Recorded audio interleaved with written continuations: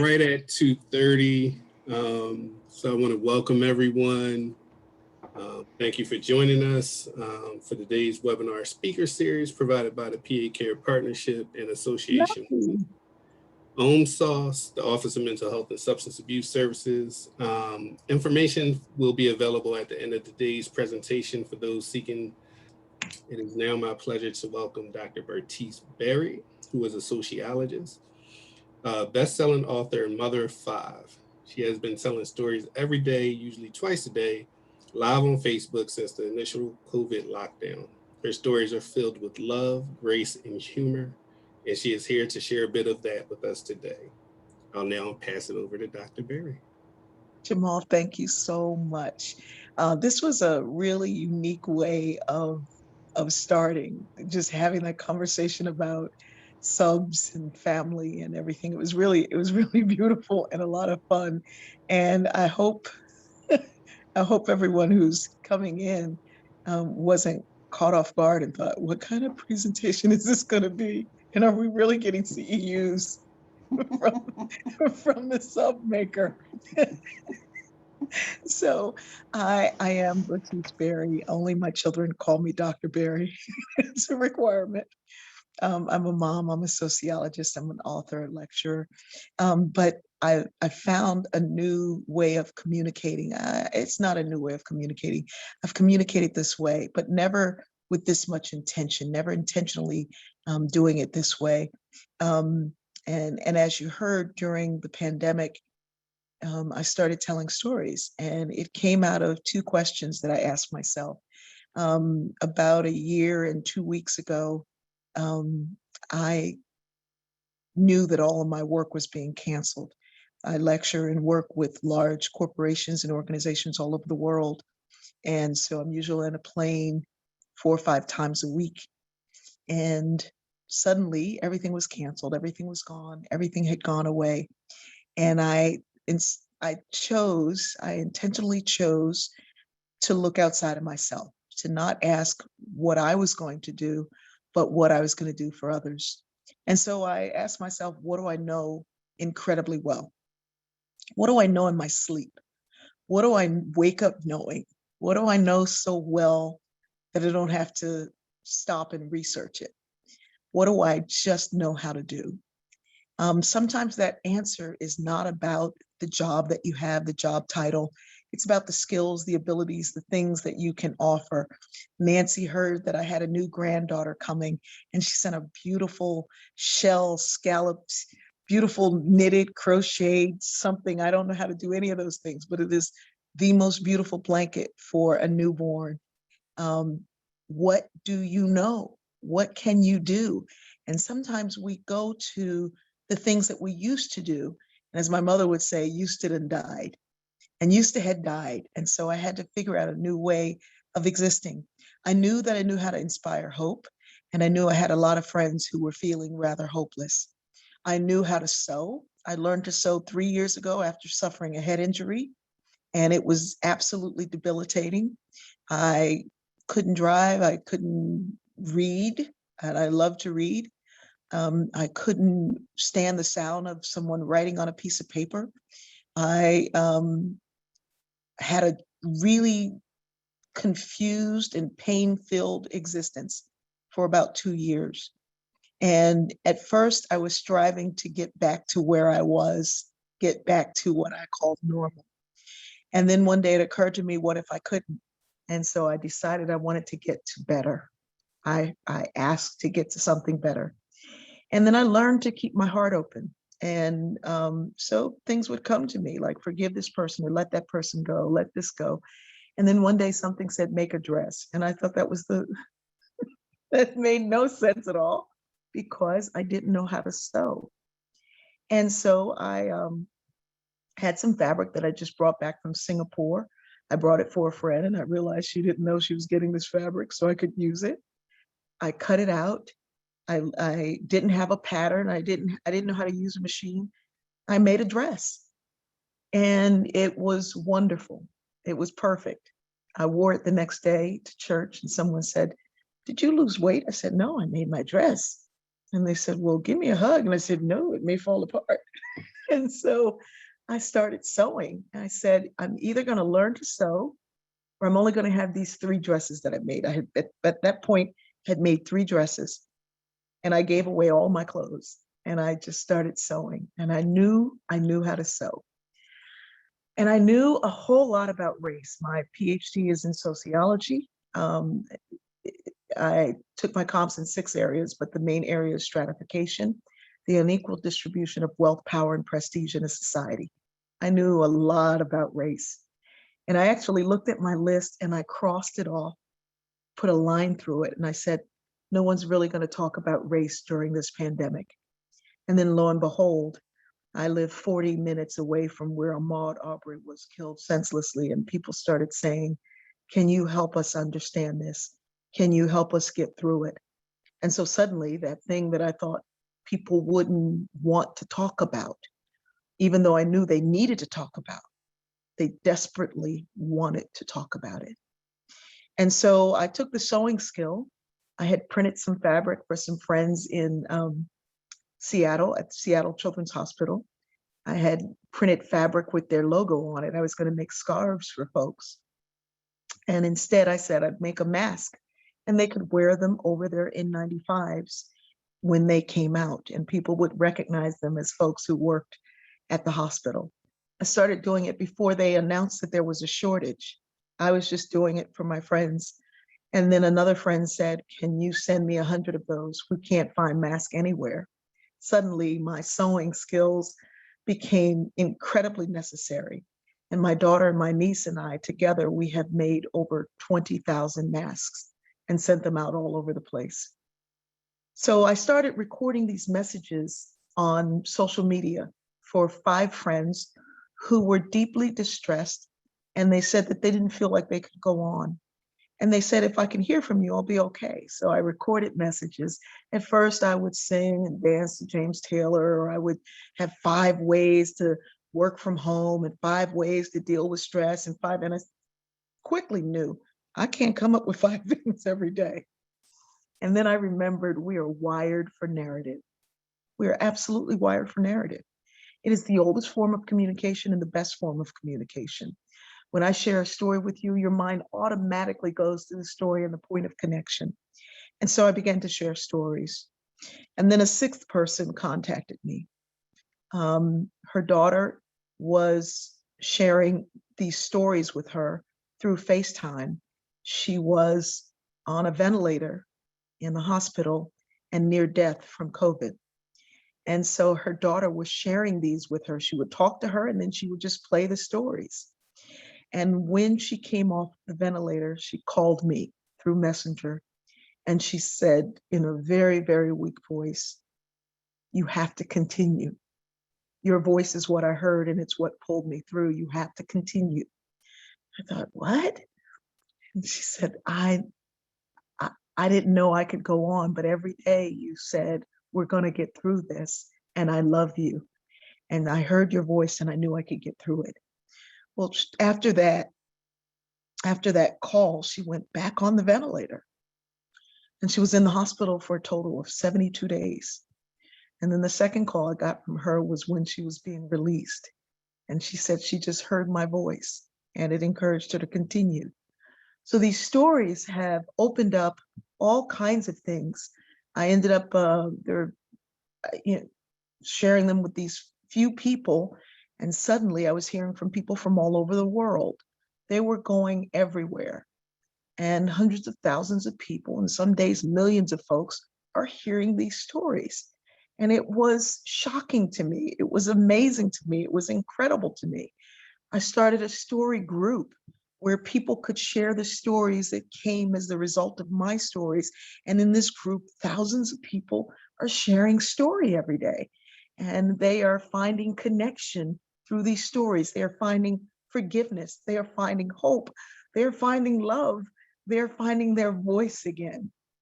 I now work with the hospice here in the Hospice Society here, and we are creating a story conference and a story. We're keeping last stories, and we're doing all this these amazing things that are coming as a result of story. 2 years before the pandemic hit, I had decided that I was going to become an old-fashioned sociologist again, the ones where we use story to tell what was happening in the world. Because sociologists wanted to be taken a little more seriously, we became number crunchers. And I have to admit to you that I taught statistics. And all statistics do are gather a bunch of stories to tell one big story. There was one study, they spent $1 million and they found that when people were happy on their jobs, they were most productive. I shared those findings with my mom, who was 87 at the time. She said, I bet if they split that million with the people they're studying, they'd be real productive. As much as I love statistical analysis, it's just gathering stories. Wonderful poet Muriel Rukeyser said, the world is not connected by tiny atoms. We're connected by our stories. We don't have one story. I meet people all the time and they say, I'm trying to find my story. I'm trying to find my story. We don't have one story. We have many, many, many, many, many stories, and our stories are layered. And when you can tell a better story, you can live a better life. So I want to help you with story at the micro level, your personal stories, and then story at the macro level, more collective story, a societal story. And all of these places are where our stories meet. And you don't even have to work at it. It just happens because we're neurologically wired that way. When I had the head injury, I went to the specialist and I said, you're gonna have to fix it. He said, well, what's going on now? And I said, I was trying to pour milk in my tea and I was pouring it in my purse. And I knew it was wrong, but I couldn't stop myself. And he kind of smiled and started dancing from foot to foot. I'm like, why are you happy? And he said, well, this is what we see in the textbooks. And I was like, oh, okay, but it's in my life and you're gonna have to fix it. He said, we don't like to use words like fix. He said, make up a word and apply it. He said, what's happening is your brain, very much like a computer, which was designed to act like your brain, operates on scripts. You've got a script for walking, a script for talking, a script for walking and talking. If you want to chew gum, that's another script. And all of these scripts are confused and defragmented, and they have to come back together. And he said, what do you do when your computer crashes? And it took me a while to remember what it was, the word, to pull it down. And I said, you reboot. And he said, exactly. Your computer has crashed and you have to reboot. And I said, oh. And I looked at him like this and I started doing this. And he said, what are you doing? And I said, deleting old files. Look, there's you. I don't think we have to knock ourselves upside the head. In fact, living through these times, living through caring for others, doing all the things that you do, you already have.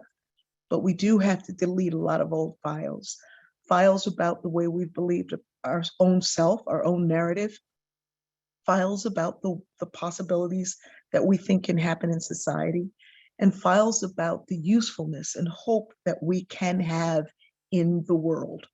So with that, I'm going to start. This is different. It's unique. It's a different way of presenting. I work with one company and they said, well, slides are our love language.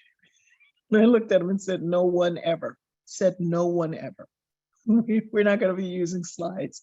But your mind is filled with slides and it will pull down and connect to the places that we need to go.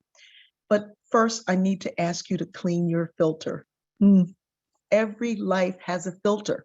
Every brain has a filter. Every heart has a filter. It is there. It's like the filter in the dryer. There's a note in the front that says clean before each use. That filter is there to collect all of the experiences that you've ever had, those negative things that cling to new ways, so that you can hold them, look at them, learn from them, but process them so you don't see the world that way. If you do not clean your filter, you will see everything based on the experience of that past. And the filter in the dryer, if you don't clean that filter, it literally will set your house on fire. And it's the same way with the filter on your life. We all get things caught in our filter. My ex-husband got caught in my filter. I got married and divorced in the same year, and I had to write a country song. It's called, If I Shot You When I Met You, I'd Be Out of Jail by Now. got yodeling in it. I have to tell you a funny story here. I do like country music. I like anything that tells a story, and country music tells a wonderful story. One day I was listening to country music and a guy called to ask me out. And he said, I was going to ask you out, but is that country you're listening to? And I said, yeah. He said, but you're Black. I said, what do you do? Turn on country and turn white? What are you talking about? And he said, okay, okay, okay. And he said that one word phrase that we women love to hear, you know, the one. He said, relax. And I said, I was relaxed till you told me to relax. And he said, okay, okay, okay. Who are you listening to?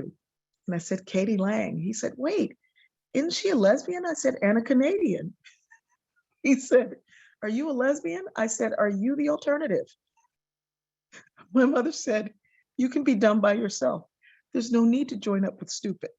So anyway, the filter, if you do not clean it, it will become the window through which you see the world.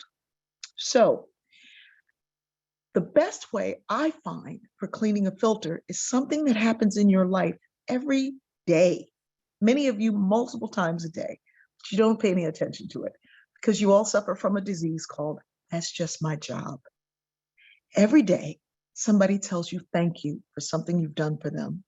And every day you say, that's just my job. Girl, I was just doing my job. That's just my job. That's just my job. But those stories that people are giving you, that gratitude that they're giving you, is a way to literally charge your cells and renew you on the path to be able to go in and see more clearly. Take a moment and think of a time that somebody came back to say thank you. You will feel it. I mean, if you feel it, think of it deeply enough, you'll get chills. Just that gratitude that someone has had for the things that you've done for them in their life. I'm going to share a story with you of a gratitude that came unexpectedly. I was in an airport, because I live in an airport, and a little girl was running around. She was crashing into things. She was running into people, and she was with her father. And everybody was like, somebody needs to get this kid. And the father was like, somebody needs to get this kid. And so I look over and she's running in circles, and I recognize this. I'm a mom. I have 5 adopted children. They're all born fetal alcohol crack addicted. My children are all on the spectrum. They are beautiful, amazing, and interestingly wonderful. My youngest son is autistic. We figured out he's just different. He didn't speak until he was 6. It was right after we saw The Lion King. Now he speaks with the voice of James Earl Jones. I am not kidding you. He's like, cereal, mother. My son chases the ceiling fan. He's 27 now, chases the ceiling fan. I let him because that way we know where he is. One day he was chasing the ceiling fan. He stopped. He said, mother, do you think at this time, this place, this moment, there's another planet where people were doing what we're doing at this time, this place, this moment? I said, oh my goodness. He's contemplating a parallel universe and chasing the ceiling fan. He's going to work for PA Cares. He's taking Jamal's job. So anyway, so I see this little girl and I'm like, I reckon I got this. So I look over and I said, little girl. She looked at me and said, what, lady? And I said, Frozen or Monsters University? And she said, Monsters University. She ran over, crashed her little body into mine, sat next to me. I pulled out my phone. I pulled up a story, a movie filter and an app so we could watch a movie. And I was like pulling up Monsters University. And it was before it was rentable. And you know, there's renting, which is $3.99, and purchase, which is $14.99. So I looked at her and I was like, don't you like Frozen? She said, no, Monsters University. So I paid the $14.99 and we began to watch it. And like with anything, when you're doing the right thing, time goes by quickly. Within a short period of time, they called for the flight. It was time to board. And I looked down, I said, I'm so sorry. We could have watched the whole thing if I thought about it sooner. She said, that's okay, lady. I've seen it before. And I'm like, you've seen it before. And I paid $14.99 for this thing. So I'm just like, that's okay. I said, well, next time I see you, we're going to watch the whole thing. She said, okay, lady, thank you so much. And she hugged me. And her father was like, oh, thank you so much. She is not set. It's still the entire trip. And I was like, hey, you're welcome, but I didn't do it for you. So I get up to board the plane. And that day I'm in quite a bit of pain. What I didn't say before the pandemic, what I didn't tell anybody before the pandemic, before I started telling stories, I didn't tell this story. I have for the last 10, almost 11 years, suffered from MS. I didn't want anybody to know. I didn't want anybody to know that I was dealing with something that made me different, that made me look like less than. I didn't want anybody to think that maybe I wouldn't show up for work because of what was going on. And so I didn't talk about it. And somehow in my head and my heart, if I didn't talk about it, maybe it will go away. But MS and chronic illness and mental illness and racism and all of these things that plague us don't work like that. You have to say it to be healed. You have to say it out loud. You have to let somebody know. And that day I got up and I went to board the flight, and the gate agent said, "This is early boarding only." I said, "I know, I need to board early. Sometimes I fall and I don't want to fall down the jet bridge. I'm having a difficult day." She said, "It's for people with assisted devices. It's not for you." I said, "I understand, but I need to board early." And because I'm a bajillion mile flyer, I'm multi-million platinum on everybody's airline, I scanned my own boarding pass and I went on the plane. And of course, once they see your status, then things kind of change in their behavior. I got down the jet bridge and I was really having difficulty. And I got on the plane and I plopped down in my seat. And the flight attendant came over and said, "How are you?" And I said, "I'm doing okay." And I thought of all the other people who go to work trying to look like everything's fine when you know it isn't, trying to act like everything's okay when you know it isn't. And so she must have recognized it. And she was like, "Well, okay." And she started talking loud to me, like maybe I couldn't hear her. And she said, "Well, this is first class and your seat is back there in coach. Where's your ticket? I'll show you where your seat is." I stopped and I wondered, what is it about this woman that makes her think that I'm in the wrong seat, that I don't know where I'm seated? I didn't take it internally. I didn't think there was something wrong with me. I thought there must be something with her for her to think that I shouldn't be in this seat. But I'll be honest with you, I started to get angry. And this anger was coming from just sick of this, tired of this. This has happened too long, too many times. When is this stuff going to ever stop? And I was angry. And the angrier I got, the more pain I felt. And just when I was about to spiral into madness, that little girl came running on the plane. She was like, "Lady, lady, lady." I said, "What is it, kid? I'm over here." She came running up to me and she handed me this. And it was so small, I couldn't see it. And I said, "What is that?" "It's the glove to her doll." She said, "Now you have one and I have one. We sisters." And she ran back to her seat. Well, I keep this little thing on the inside of my Kindle. It stays right there. When I open up my Kindle on a plane or open it up at night to read, I don't even have to see it. I feel that little lump. And in that moment, I'm reminded that no matter what I'm going through, I still possess the ability to make somebody else's life better. It's just that big.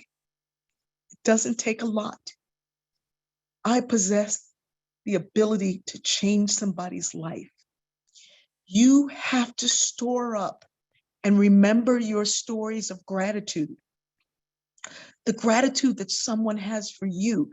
You need those stories. You need them as reminders when you're feeling that moment of despair, to pull you out, to remind you that you possess the ability to shine a light on somebody else. I call it E equals MC squared. Yeah, I know Einstein thought of it first, but energy is matter that's been liberated once the speed of light times itself, blows on it, turning our matter into what is energy. We possess the speed of light times itself, and we can blow on the matter and turn it into energy. But we have to remember this. We have to remember this. So in sociological storytelling, we use story to get to the things, to frame the narrative of what it is that is wrong. that what ails us in society, what needs to be changed, fixed, improved upon. And the first level of doing that is at the micro level or personal level. I say, and I've said earlier today, when you tell a better story, you live a better life. Well, how do we tell a better story? Well, sometimes it's in the edit. Sometimes it's just telling it. I believe that when a story is told out loud, it sets somebody free, usually the listener, always the teller, always. I can tell a story this way. I used to have a great deal of anger. I'm from a single-headed household, cycles of poverty, abuse, and alcoholism, and I was angry. I used to have a whole lot of anger, but I've learned to live through love. I can say it that way. Or I can say I've learned to live through love. But child, I used to have a lot of anger. You can tell with that subtle reversal that leaving it on anger lends you to go into that anger, to wonder about the anger. But the first way, I used to have a lot of anger, and now I've learned to live in love, begs the question, how did you do it? How did you make the transformation? If I said it the first way, I've learned to live through love, but I used to have a lot of anger. You begin to think about that. What was that life like? What were you like? I'm glad I didn't know you then. I have a lot of anger. My anger is coming up right now. And so sometimes the way we say it is in the editing of it. It is telling the story, but it's editing that story. I had a librarian who saw my attitude, but she also saw my love of books. I loved reading. I loved learning. I loved it. But there were so many painful things going on in my family and in my life that I didn't have a way of expressing this joy that I had for reading. But this librarian, Atlanta Brown, followed me from George Gray Elementary School to Warner Middle School to P.S. DuPont High School. I believe she was kind of like just there following me. And she would always hand me books, and they were always books by and about Black people. And I'd read the book and then I'd just give it back. And I was like, thank you. Sometimes I say thank you. Most times I just like, and then I'd stand there waiting for the next book. And Miss Brown, got another one for you. She would just hand me this book. One day I got up the nerve to ask Miss Brown a most important question. I said, Miss Brown, you got any happy Black books? I had the bluest eye. I knew why the cage bird sang. I was looking for something else. Miss Brown's face took on the look that I now know as the Oracle from the movie The Matrix. She did not even have to turn around. Miss Brown just reached back and grabbed the book. She said, why, yes, I do. She grabbed a book. It was a big, thick book, and she dropped it, and it fell right to the page she wanted. It was a collection of poetry, of course, by African Americans, and it fell to Langston Hughes, Scarred and Battered. I've been scarred and battered. My hopes the wind and scattered, snowed and freeze me, sunned and baked me. Looks like between them they're trying to make me stop living, stop laughing, stop loving. But I don't care because I'm still here. I said, Miss Brown, that's nice, but we're the happy part. Miss Brown looked at me and said, that last line, I'm still here. And it's up to you to figure out what to do with the fact that you are still here. That question plagued me for months. I started researching, what does it mean to be still here? What is Langston Hughes talking about? I came to understand the first passage of enslavement, where Africans were captured and forced to walk to the ships. They were told that if you ever saw that large body of water, more water with no end, that you should drop your heart because you're never coming back. Then that middle passage where they were crammed into those ships and taken from Africa to the Americas.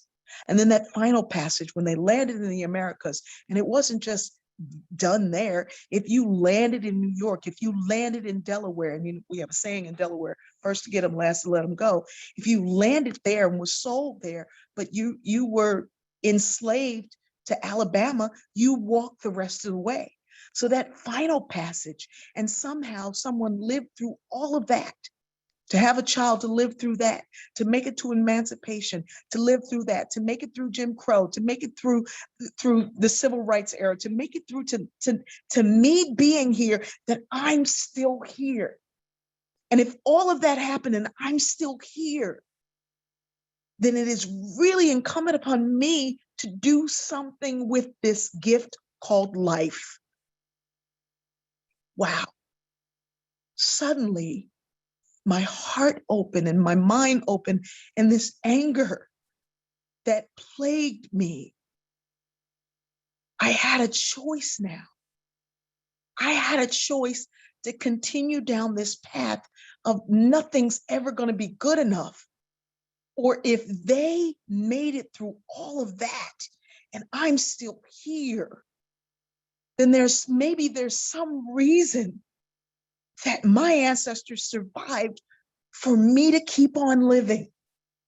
And so I began to focus on that and focus on at least telling somebody what it was that was on my heart.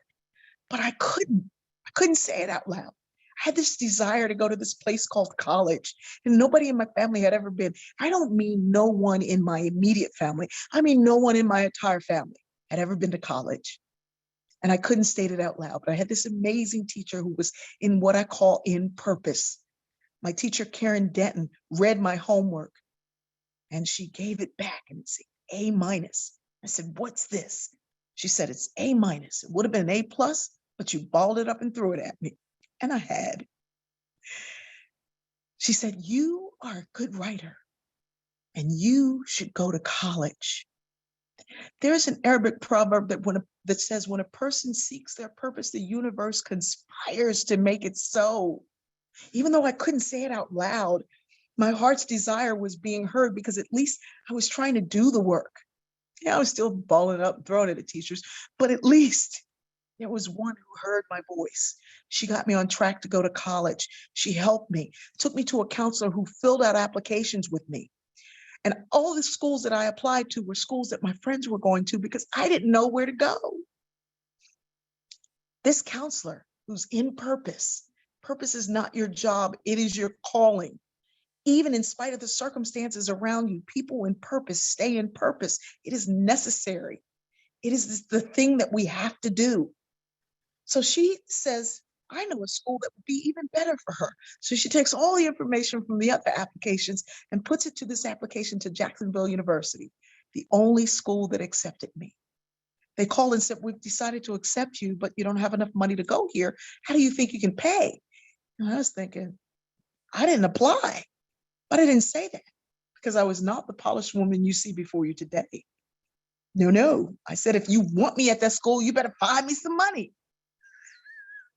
Fortunately, I'm talking to somebody in purpose. She takes my application over to the financial aid director, says, we got a kid here with the lowest SAT score we've ever accepted, but she took the ACT and she can really write. She deserves to be here. Her grades didn't shoot off till the end of her junior year, and they're straight A's now. But we need to learn from her. We need to figure out what ignited this passion for learning. The financial aid director starts laughing. And the admissions counselor said, it's not funny. She said, it is funny, because this morning I got a call from a millionaire benefactor who only wanted to support a kid like that. And until you just walked in here, we didn't have one. This is why I believe that when you walk with purpose, you collide with destiny. You don't know when that moment may be. Doing the thing that we are called to do, that we are purposed to do with regularity, with great intensity, with great commitment, creates these destiny moments that you could not plan on your own. You can't make them happen on your own. They happen because we do what we're supposed to do. And sometimes it feels like scarred and battered and hopes the wind and scattered, but we're still here. And what we do with that is what makes the difference. Well, I graduated with honors and won the President's Cup for Leadership. I called my family and said, I'm going to graduate school. They said, we thought you already graduated. I didn't know 9 hours was a full load at the master's level, so I took 18 because I didn't know. I finished my master's in 2 semesters, maintained a row, and got my Ph.D. in 26. Had I continued in my anger, in my resentment, I wouldn't be here. But more importantly, if others who are doing the kind of work that you all do didn't see my heart, didn't see my light, didn't see something in me, I wouldn't have made it. We need each other. The self is social. We are connected to each other from the time we get up to the time we go to sleep. And we just have to begin to see those connections in a more hopeful and positive way, doing what I'm called to do, you doing what you're called to do, and somewhere along the way, these things meet. Dr. Berry, we're having some problems with your audio. I am so sorry. I'm seeing that now. Let me see if I can do anything to make it better.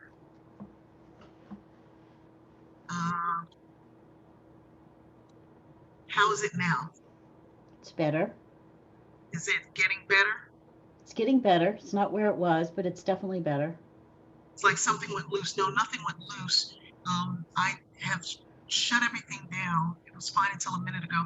I think, no, I didn't press anything. I heard someone's sound come in and then something else happened. So I didn't do anything on this end. Is it better? Let me go out again and come back.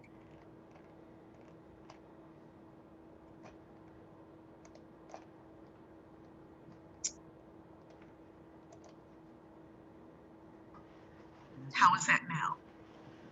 It's still a little tinny. Okay, so Jamal, is there anything you can do on your end? If not, I'm going to go out completely and come back. Sound is still on? Okay, don't worry. I'm going to go out and come back and it will be just fine. Okay. Dr. Berry is going to leave us for just a minute while she reboots, and hopefully will come back to us with excellent sound like she had before. So don't leave. She'll only be gone a minute. And I'm sure that you, like the rest of us, are just so enthralled. How are we? Oh, there you are. That's perfect. Okay, wonderful. So yeah, I didn't touch anything. I'm going to make sure I never continue to not touch anything. She's definitely worth it. Thank you. I have about 15 sticky notes. Thank you. Thank you. Thank you. Thank you. Dropping many gems. The reason why you're hearing these gems is because you already have gems. And the way we share with story allows the listener to find those points of connection for themselves as well. So let me go on.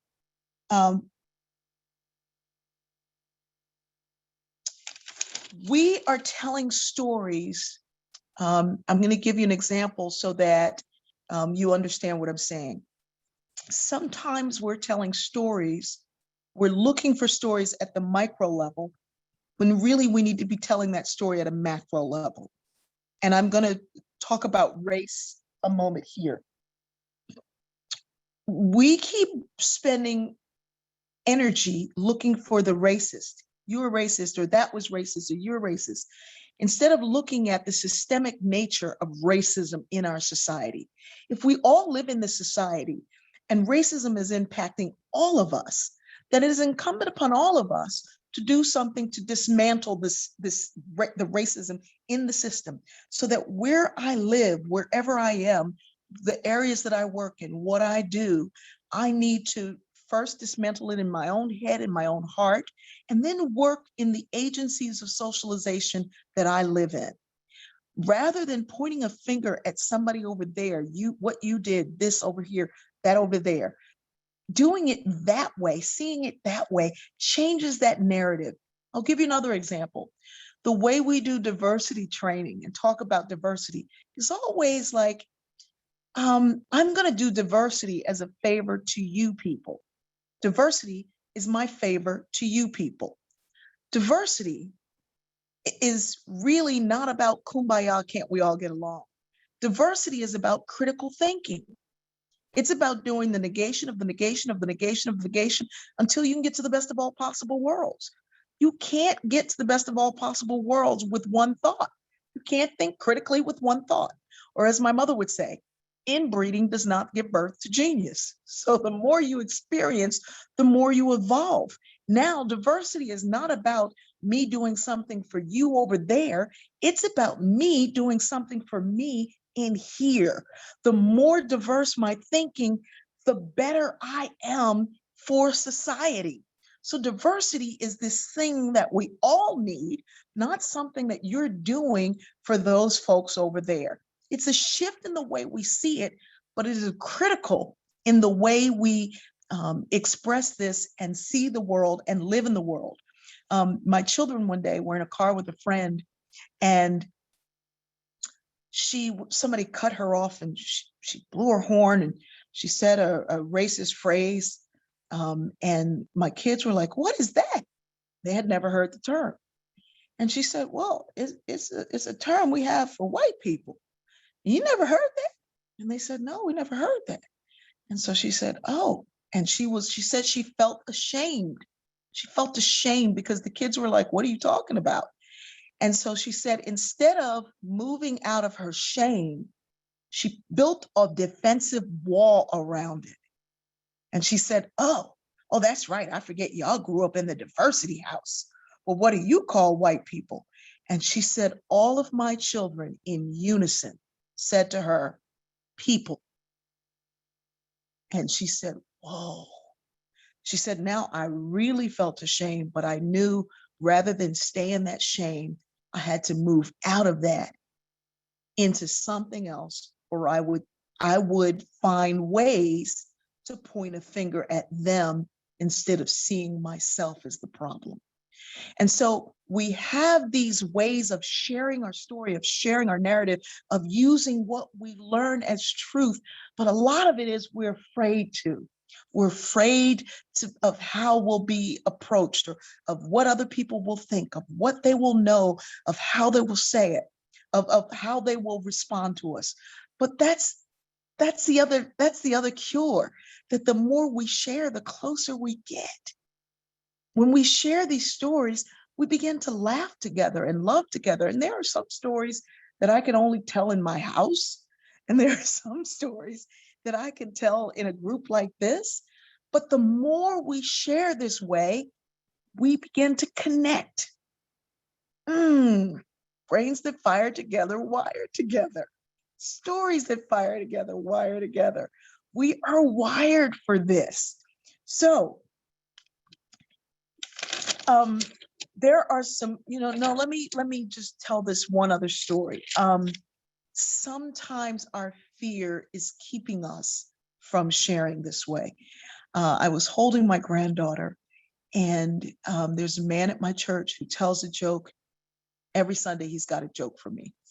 How is my sound now? Is my sound okay? Yes, okay. Yes. Okay, great, thank you. So he tells a joke every Sunday. I'm holding my granddaughter. This Sunday, he comes up to tell a joke. And he comes up and he says, hey, Bertice, have you heard about the kidnapping? And I said, what? And he said, yeah, have you heard about the kidnapping? Now I'm holding my granddaughter. And I said, well, did they catch him? And he said, the kid woke up. And I said, but did they catch him before the kid woke up? And he said, the kid woke up. And I said, but did they catch the kidnapper before the kid woke up? And he said, Lord, did you hear about the kidnapper? Kid woke up. And it occurred to me that this was one of Gordon's jokes. And I was like, oh, I was afraid of something that hadn't happened. I was worried for my granddaughter's safety. I'm always worried about it. But I had gotten so entrenched in my worry and my fear that I couldn't receive the love that he was giving me in the form of this joke. And so now, whenever I call Gordon, I tell him, tell me the joke. I mean, he's always got another joke, but I want to hear that one. And he says, you're my best audience. he can tell me that same joke over and over again. And I laugh so hard because I'm not just laughing at the joke. It's a dad joke. I'm not laughing at the joke. I'm laughing at myself and how I was keeping that humor from coming to me. I was keeping it from being a part of my experience. And so sometimes we can't receive what we need to receive because we're taking the things that we're going through so seriously. And I'm going to tell you right now, I was not equipped, prepared, nor was I desirous of being a mother of 5 kids with extra needs. I wasn't. I didn't know what to do. I didn't know how to do it. I got 3 at once, and then the other 2 came because they smelled kids on me. And quickly we learned that this was not, we weren't going to do life the way others did it. I thought I knew a lot about diversity. I thought I knew a lot about human nature. I thought I knew a whole lot of things. But these children taught me that the greatest area of diversity is not how we look, how we worship, how we vote, it's how we process information. And all of them process it differently. And so I started telling stories, and they would tell me back the story. And they would tell me, and telling me their stories, I was hearing what they heard. And we're learning, loving together, and growing together. The youngest is now 25, 26. I don't know. I don't remember. I wasn't there. But who they are and who they've become and who I've become as a result of this beautiful gift that was given to me that very often felt like a burden. But when I could reframe the narrative, I had a sign on my door that said, on my office door, that said, are you dying? Are you bleeding? Are you losing your mind? If not, don't come in. And my daughter every single day would knock. And I go, what is it? She go, I'm losing my mind. I say, come on in. She'd come in. And I say, you guys are driving me crazy. And she said, is it a good crazy? And so for years, our license plate said good crazy, because what we became was this family that had so many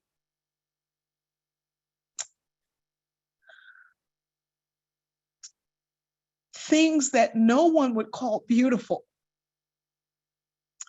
And yet we were beautiful because we learned who we were, what our gifts were, what our limitations were, and how we could share and breathe and be together. And in so doing, I've learned to help others breathe and see and be together.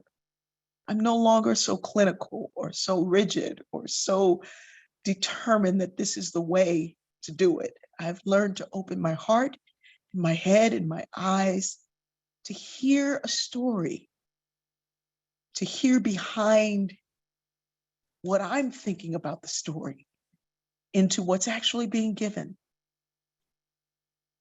I share stories. Even I tell people all the time, don't share someone else's story, just share your story. Your stories are so amazing. Don't tell anybody else's story, just tell yours. Tell how you were related, how you connected, what happened. Tell your story. My mom lived with us, and my mother, when we were growing up, was alcoholic and abusive and angry. My mother transformed into the most loving, beautiful earth mother that anyone has ever met. And her transformation has been a gift for me. It has enabled me to see the possibility, because this woman who abused me every day became the reason for me to love more deeply. My mom, at 85, had a brain tumor. And it resulted in 5 heart attacks and 6 strokes over that 2-year period. She'd be up and she'd be down, she'd be up and she'd be down. She lived for the last 17 years of her life, and she was delightful. People would fly in to be around my mother and to hear her stories. And my mother was raised by her grandparents who were lived on a plantation during enslavement in Delaware with an abolitionist, and they were all descendants of abolitionists, and they had these amazing stories. So my mom was sharing stories of her life, and she didn't tell all of her stories. She actually left them to me in a journal because she couldn't tell the most painful stories. But on the day she died, she said, I've been staying here all this time because I didn't know, I didn't have anything to give you. And I said, Mom, stop it. You've given me laughter. You've given me love. You've given me renewed hope. She said, no, but I needed to leave you something. You know, I don't have any money. And all the good jewelry I have, you gave it to me. I didn't think it'd be right to give that back. And I was like, yes, it would. She said, I know what to give you. And she said, when you go talk to people who do more for others than they do for themselves, I want you to share this with them. I said, wow, the morphine drip's really working. And she said, I'm going to take all of the generational baggage, the hurt, the shame, the things that happened to me, my mother, and her mother before her. I'm going to pack it up and take it with me to the other side. I'm leaving you a clean slate. And when you go talk to people who do more for everybody else than they do for themselves, you tell them that me and the ancestors are leaving them a clean slate. And every day they get to start new. This gift that she gave me is the gift that I give to you, this clean slate, that we get to start new. We get to find our own stories. We get to find our own life. I found my mother's journals 6 months after she had died. And in those journals, she told the stories of the things that made her that angry, abusive woman. And those stories were terrible, terrible stories of abuse and neglect and molestation. And I had no way of knowing. And I could have continued in my life happy that I had my mother. But there was something in getting that why that gave me another piece in this journey. My editor says when a person dies, the library closes. It's our job to keep that library open. And I think it's not only our stories, but the stories of our ancestors that are connecting us, if we will just be still and listen. So I want to really thank you for listening and for the intensity with which you're listening and for your heart and for your love. But I want to take the rest of this time to open up. I'm going to ask Nancy, who is a wonderful, wonderful light, to moderate some of the questions and comments from the chat. And I will continue the conversation that way. So thank you all. Thank you so very much. Well, thank you, Dr. Berry. I was determined I wasn't going to cry, and I did. Sorry about it. Oh, and I know I'm not the only one, and I'm just so grateful that you're here with us today. We all appreciate how open you are, and transparent, that word that gets thrown around. I think you show us what it means. And I continue to be grateful. Thank you. Thank you. Thank you. There's a couple of comments that are here, not questions so much, that I'd like to share with you. Mm-hmm. And one is, I lost my mother a week ago this past Saturday, and this is so very special to me. Thank you for a clean slate. Oh, thank you. Thank you for sharing your mother with us. Thank you for sharing. You haven't lost her. You've gained a whole nother way of communicating. I watch Columbo sometimes with my mom. And the first time I did it, I was missing my mother so dearly. It was the anniversary of her passing. And I was just crying. And I'm going to turn on Columbo, and I turn on Columbo. and I fell asleep like I always do watching Columbo. And it was almost as if I felt someone getting up off my bed. And my mother would watch in my room, and then she'd get up and go to her room. And it felt like that. And I opened my eyes and there was nothing there. And I was like, oh no, I missed mom. I miss my mother. I miss my mother. And I could hear my mother in my spirit say to me, you can't miss me. And, and she said, lo, I am with you always. And I was like, no, mom, that was Jesus. And she said, no, Jesus came to show the way. I'm now in the way. And I knew that that was not me making that up. I'm not that smart. I'm not that deep. And that whole thing that there is this, I have a line in one of my novels. The main character says, if you're not dead, you're not done. And even dead don't mean done. And I want to encourage you to keep lifting your mother up. Lift her up. Tell stories of love and light, joy and laughter. Keep lifting her up. And the more you do that, the greater the opportunity it is for you to feel this closeness that I do now with my mom. Thank you for that, Dr. Berry.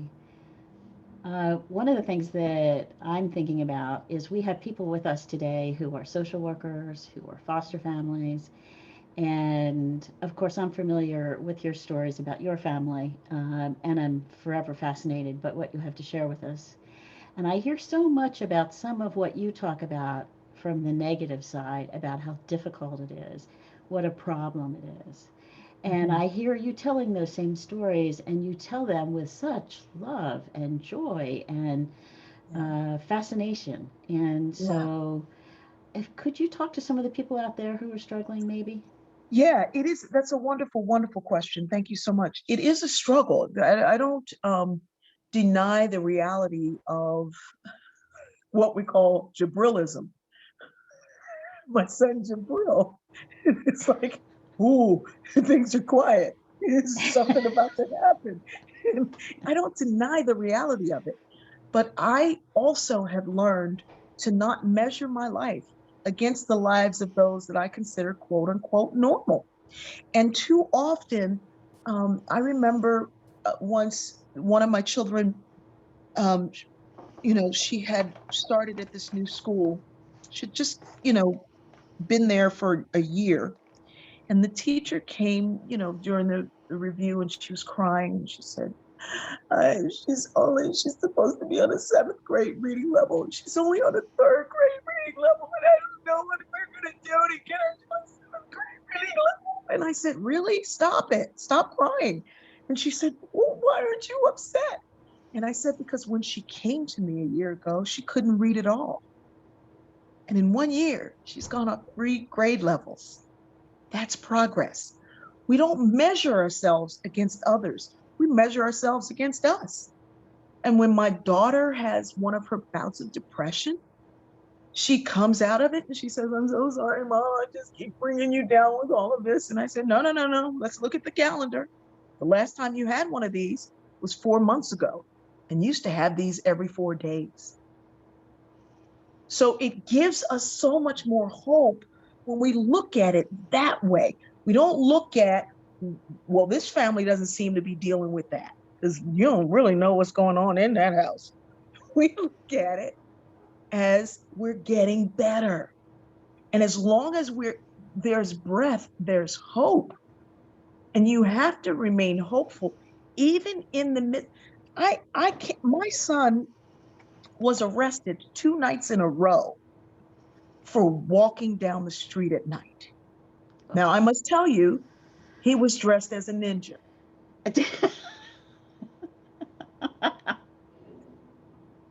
You can already, but the fear and the processing and the things that you have to go through to explain to someone else what's going on. They don't understand this man dressed as a ninja. They don't understand it. And for me, the grace and the hope is that someone didn't take his life. So I can hold on to that, and I can say to him, why were you dressed as a ninja? But I know why he was dressed as a ninja. He likes it. And so we work on hey, let's, if you get stuck somewhere and your car's not working or whatever, call me. It never matters how late. But in his mind, he's still thinking, I don't want to wake mom up. Mom's going to be upset. And so I had to learn to display not upset when he did call so that he could continue to call me. And then, is the whole ninja thing. But that's not changing. We have some really amazing Halloween costumes over here. We just happen to have them in December. but you look for the hope. You constantly look for the hope. You look for the distance between the last thing and this thing. And you also work on your own frustration. Self-care is not passing out. Self-care is a routine that I must do on a daily basis to keep me from losing it. I am a little bit OCD. My daughter says I should take little bit out of that statement. My daughter is the extreme opposite. And we have been living together in a house for a year without her going out to work or me leaving to come back. And from time to time, I have to say, hey, your room's coming down here. I'm sitting in an area that there is nothing, but it looks like pure chaos around me. This is the downstairs mask making factory. The upstairs mask making factory is where I work. And so for me to not get so bothered by this, I kind of have to not see it. And then the other part of it is I have to see what's happening. That in the middle of the night, my daughter wakes up and cuts fabric. My niece is cutting elastic. She shells up these things so that I have a stack ready in the morning to sew, to send out, to send to nursing homes and prisons and to people who have anxiety, because we make masks that we call it the anti-anxiety mask with a softer cloth that people can wear and breathe through. And I can speak to that, yes. All of the, yay, you've got the love mask, yay. And all of that is happening. And so I can either see the progress or I could see the chaos. Mm-hmm. I can't do that if I'm not doing my own self-care. Mm-hmm. Because then they are the problem and it's not me, and it is me. I shared a story this morning about my daughter buying me some natural deodorant, and I kept walking through the house trying to figure out what this weird smell was. It was me. No, natural deodorant, no. No. Not the crystal, the rock, no, none of it. Dr. Berry, one of the things that I was personally thinking about and struggling with is self-care. Mm-hmm. And I know that I'm not alone in that. And in this past year, it has become an issue for all of us. Yes. To learn about self-care. And self-care for me, I am alone. And that's a certain type of self-care. Most people are with their families and dealing with things they've never dealt with before and still need to put self-care first. Can you give us any hints, tips, tricks? Absolutely. So I want you to put on your diversity thinking caps.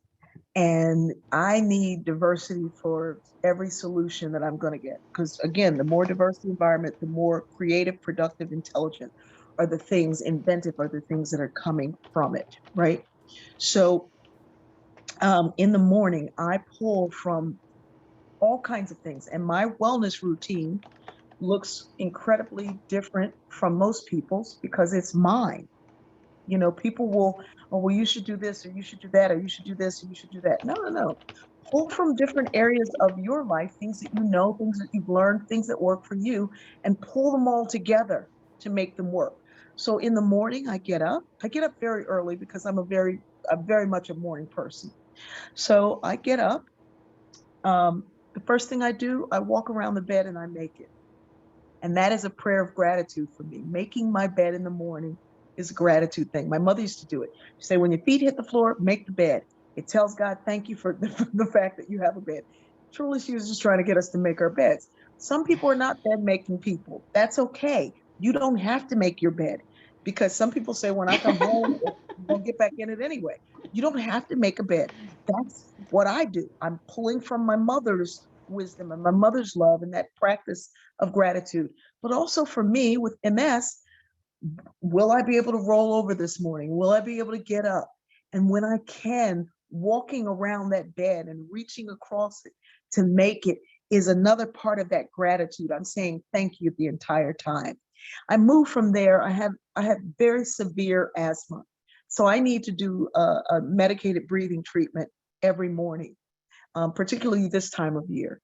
I have to do that breathing treatment. So when I sit in a chair that has that, it's like a massage chair, but it really is breaking up all the stuff in my lungs and such. So I'm in that chair. I'm doing my breathing treatment. The chair is going. I pull out my book of common prayer. I'm reading my daily prayers, my meditation. That's me. It's ancient, it's old, but that's a part of that's my discipline.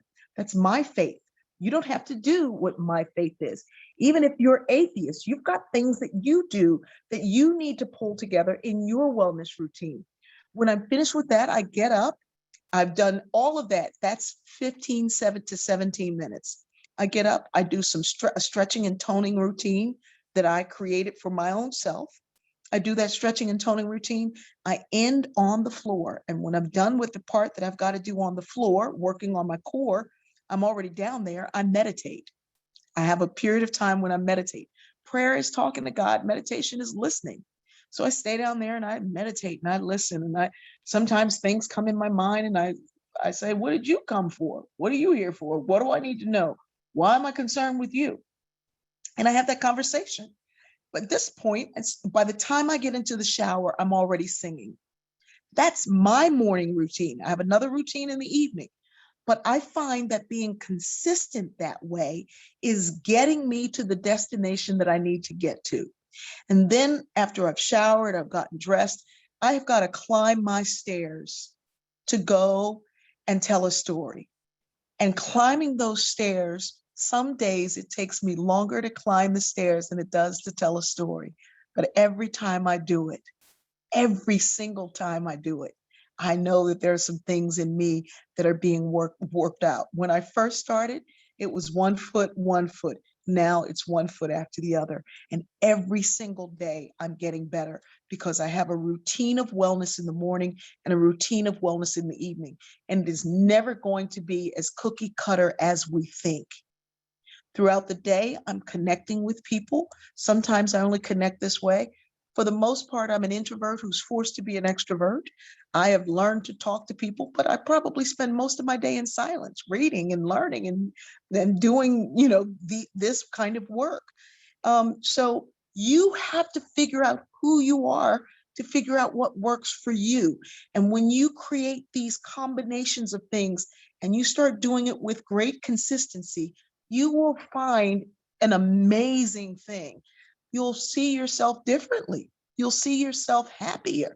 Suddenly, people who used to get on the phone and gossip with or complain with or, talk about how bad things were, you don't even want to do that anymore. You begin to change and grow from within. Thank you for that, Dr. Berry. I had a question in the chat real quick that I wanted to ask you, because the chat was moving really fast. I saw it. I was like, oh, this is a good one. So Rebecca Henry asked, how do you know when someone, specifically a child, is ready to hear their story? She says her son was adopted through foster care and he is asking questions about where he came from. His story did not start as a happy story.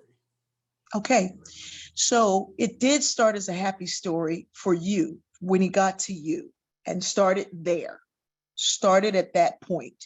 Okay, if he's asking, he's ready to know his story, but you have to determine how much of that story you give him. He's probably not ready for all of it yet, but it started as a happy story. I was praying for love in my life, and here you came. You came to me. And that's how we started together. But before that, your parents, who at one point really loved you and wanted you here, they fell into some really hard times and they couldn't take care of you. They didn't know how to take care of you. They had a very difficult time taking care of you and things fell apart. And so I was praying and I was asking and I was wanting, and someone must have heard me and you must have heard me and you found me and I found you. And then as that child gets older, you can begin to share more and more aspects of the story. It's not that you don't tell them their story, but you don't tell them all of their story until they're ready to process it. And how do we process it? We process through love. We process the story. You cannot tell someone else's story. You know what happened to him. You know who did what happened to them. You don't know why. And so because you don't know why, you don't tell it. You don't use the judgment of that story. The bad things happen to them. The only way they could do bad things to you was bad things happen to them. When he gets older or she gets older, you can say it that way. These terrible things were done to you, and I'm so sorry. They should have never happened to anyone. They happened, but somehow you survived. There's something within you that's stronger than what was done to you. You always tell a painful story with hope, but you also tell the painful part quickly and move into the healing. I got a character's review once on the story that I told and said, Berry does not linger in the suffering. She tells it quickly and moves into the healing. So you tell the truth, but move into the healing, move into the hope. And start always at a place of hope. It is critical. You cannot tell everything at once. You cannot tell everything to a mind that's not ready to process it all yet. You have to give pieces. And you may want to create a ceremony around it. Are you ready to hear more of your story? On your birthday, I can tell you more of your story. Or you don't even say more of your stories. There's some more things I can tell you about. And these were horrible, horrible things. Because when you hear them that way, when you learn them that way, that child has a chance to create their own narrative without being burdened with trying to deal with all of that sorrow. My son, my oldest son, we had his learning evaluation done, and they said, we don't know how he's doing as well as he's doing in his classes. His IQ, his abilities, none of these things say that he should be able to do any of this. And I was like, well, just don't tell him. Please do not tell him. And so I did not. And he is now a recruiter at a university, admissions counselor at a university, recruiter and admissions counselor. And, you know, as he got older, I told him more and more and more. And at one point I said to him, you know, these are the symptoms. Let's look at the things that come along with your, you know, being fetal alcohol and crack addicted. And we went down the list together. And I said, which of these things do you experience? And he's like, definitely that, definitely that, definitely that, definitely that. And why didn't you tell me this before? And I said, yeah, you seem to be doing pretty good. You're doing amazingly well, aren't you? And he said, wait a minute, I am. It was like, but at that point, he could handle this truth about himself that he didn't wallow in.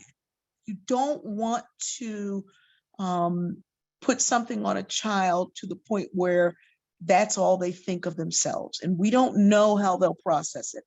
And if you don't really have that, you know, that that shift until later, we want to wait until all of that is happening so that they can process it a little bit better. So I hope that makes some sense.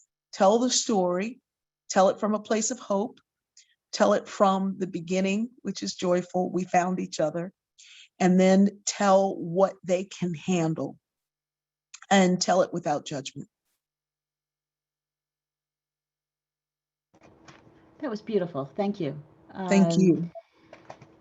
Before I have another question here, Jamal, since you are our youth and young adult specialist, I was wondering if you had any questions or anything you'd like to bring to Dr. Berry right now.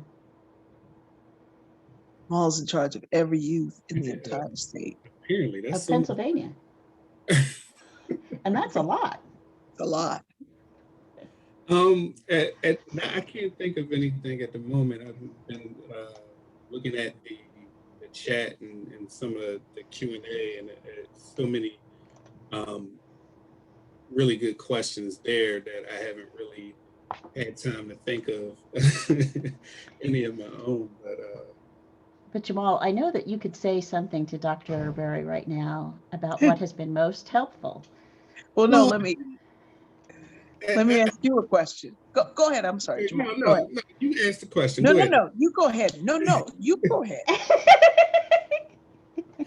From my perspective, And this is water. I know I seem really happy, but I have only had one drink in my life. It was on a plane last year, and I asked for orange juice and cranberry juice, and somehow he heard tequila sunrise. oh, And I took a gulp, and I talked like a tick for 10 minutes and then passed out.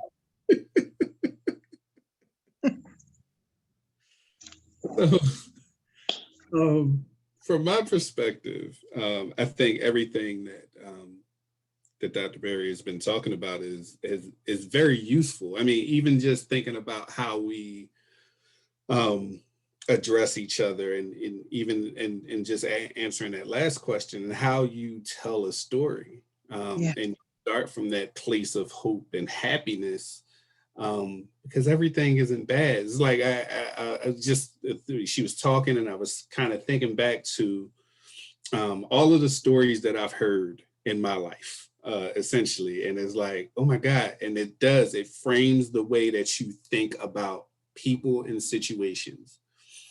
We don't know, why people end up where they end up, you know what I mean? Because we don't know their entire story. But we judge what we see based upon what it is that they're presented to us at the time. Yes.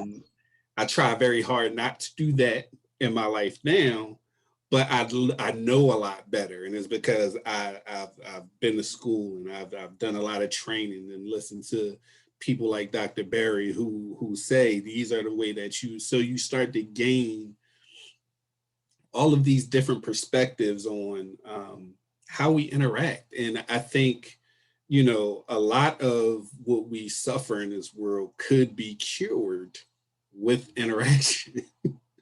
So I just the thoughts of, everything that I've been hearing today, and kind of making me reflect on things that I've experienced in my life, and working with youth and who've had some really difficult times, but trying to get them to see that there is good and that they aren't bad, because Yes. that there's a lot of youth out there who have gone through some really hard things, but they blame themselves, and Yes. trying to get youth to understand that part. So thank you for reinforcing everything that I believe in myself. Things I think, when we're working with people, we have to remember that hope and being kind, not only to them, but to ourselves. So, Yeah. thank you. Yeah. In being kind to yourself, it gives way to being kind to others. I think we're so busy trying to be nice to somebody else, but not to our own self, right? And it allows for you to hear differently when you're a little bit more forgiving. Well, I didn't know, I didn't understand. I didn't know before. Now I know. I can, I like when people say, when you know better, you do better. I'm like, in what world? I ate a chocolate bar yesterday during Lent, and it gives me asthma attacks in the morning. I know better. I didn't do better. What Maya Angelou said was, do the best that you can until you can know better. And then when you know better, do better. She's not saying that you automatically do better just because you know it. It's one of the reasons why I no longer give out, where are my slides and handouts and takeaways and what should I take away? You should take away what you need to take away, and I'll take away what I need to take away. And somewhere in there, we got some better ways of being. I was reminded when you were talking of the fact that I wanted to be a chemical engineer. You grow up in Delaware, the DuPonts put the dream of becoming a chemical engineer in the drinking water of every child. Anyway, they had these after school programs where you could do a job with someone in the field that you wanted to be in. It was a summer program. And I was going to work with this chemist. And my hair was braided, and I had spent all night making sure every part was perfect and every braid was perfect. And I had it right. And I had spent all my little cleaning money because I cleaned houses and banks.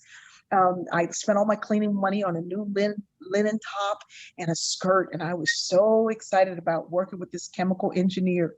And I go in, and his assistant said to me, "Your hair is not professional. You can't work in here with that hair." And I said, "So what should I do?" And she said, "You can't work here." And so I had used my little bus pass to get there, and I had to walk back to the office to get another job placement. And all the jobs had been taken except for a job in the food stamp office. And so I was going to be a file clerk in the food stamp office. And I walked in, and the woman looked at me and said, "Oh, your hair is so beautiful." And she walked me around and introduced me to everybody in there. And then they told me what my job would be. And every day I was supposed to go over the caseworker's records and make sure everything was filed away, in the right place. And because I was kind of quick, I had been cleaning houses and banks, and so I was a hard worker. I had time, and I'd be reading these files. And I would see in some cases, food stamps had been awarded when they shouldn't have been, because I'd seen the other file where there was another member in the household that was also getting food stamps for all those people in that household. So I was cross-tabulating all of these files and doing all of this. And I started a little log, and the boss came in the aisle and said, "What are you doing?" And I was caught, and I told her, and she said, "Oh my goodness." And then she gave me a job reviewing those files.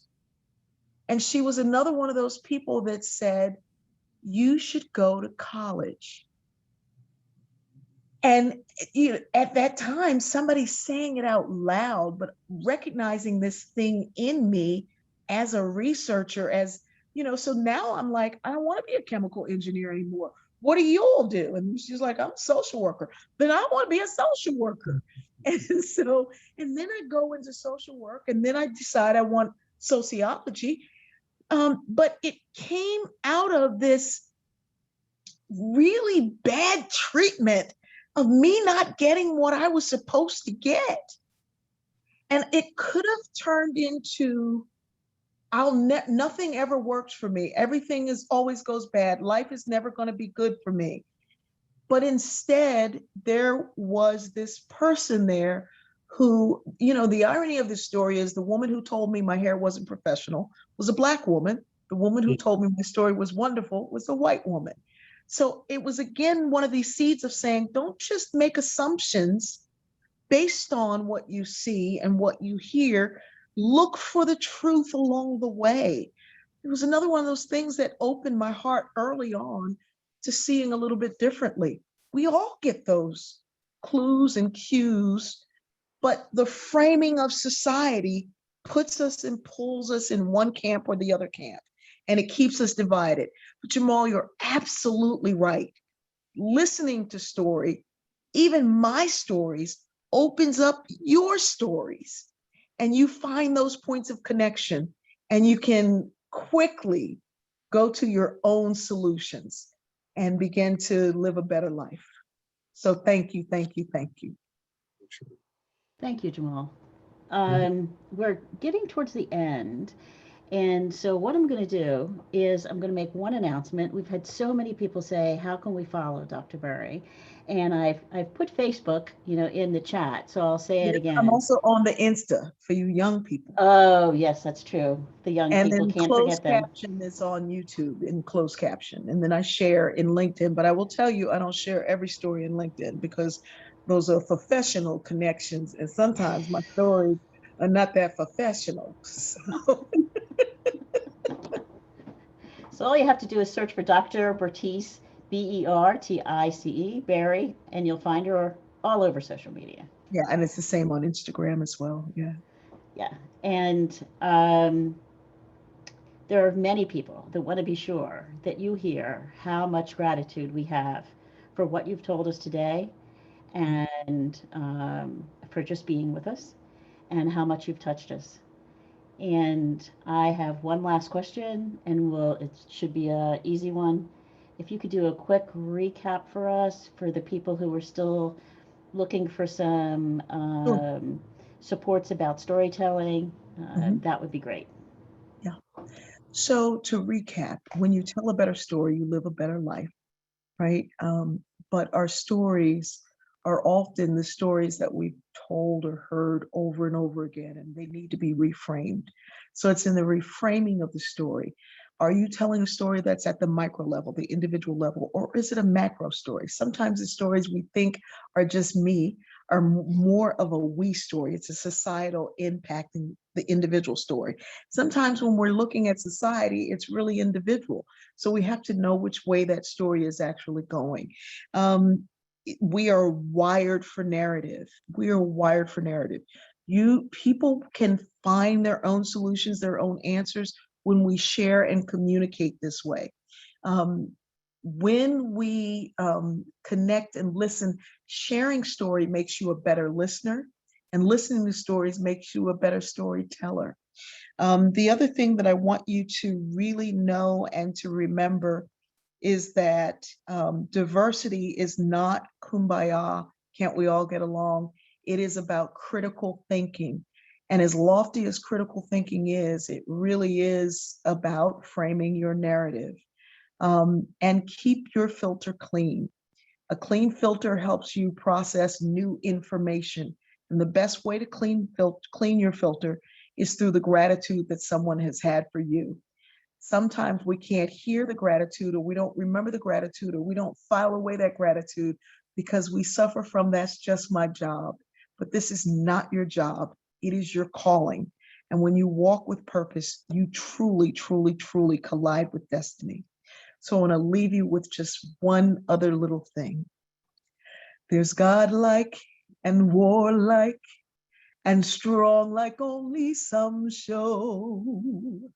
And there are sad like, mad like, and half like we know, but by my life be I spirit, and by my heart be I woman, and by my eyes be I open, and by my hands be I whole.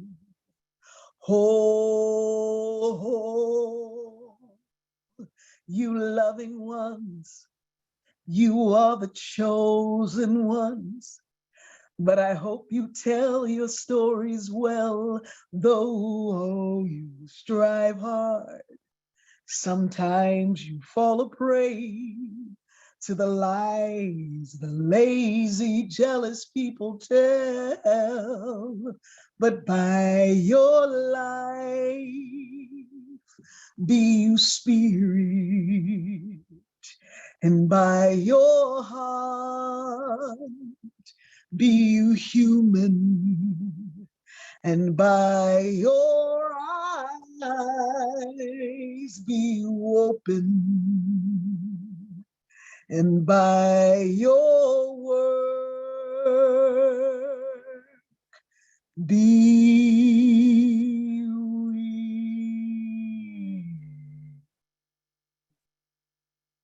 free.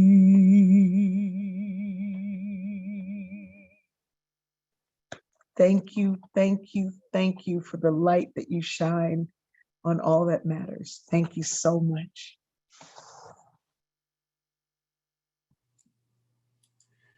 We love Thank you. you, Dr. Berry. God's peace. Thank you. I love you. Thank you. Thank you. Thank you so much, Dr. Berry, for this presentation and speaking about um, everything that you taught us today. Definitely some gems in there. And sure, if you've read all of the chat, you would know that all of the gems that you dropped today were Thank you.